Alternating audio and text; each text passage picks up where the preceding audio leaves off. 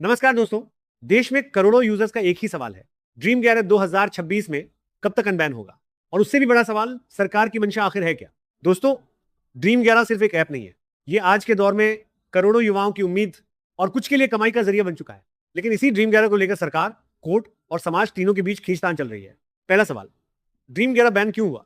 सरकार और कई राज्य सरकारों की चिंता एक है, क्या फैंटेसी स्पोर्ट्स वाकई गेम ऑफ स्किल है या जुआ।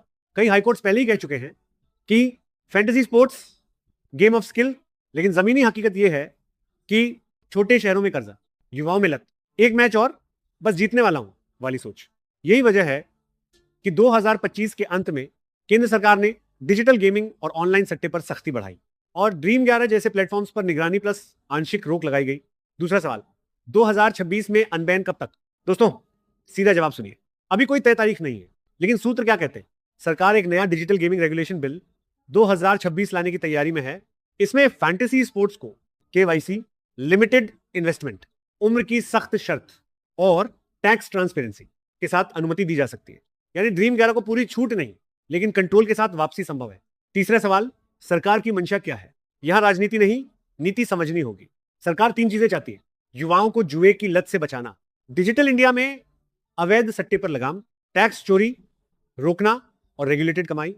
सरकार जानती है कि ड्रीम 11 जैसे प्लेटफॉर्म अचानक बंद किए गए तो करोड़ों यूजर्स नाराज होंगे और अवैध ऐप्स को फायदा मिलेगा। इसीलिए रास्ता बीच का चुना जा रहा है, बैन नहीं, रेगुलेशन। चौथा सवाल, यूजर क्या करें अभी। दोस्तों, यह सबसे जरूरी हिस्सा है, अफवाहों में मत पड़िए।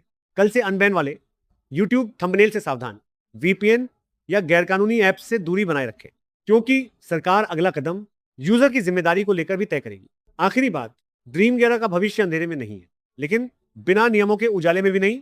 2026 में रेगुलेटेड वापसी की पूरी संभावना है, लेकिन शर्तों के साथ।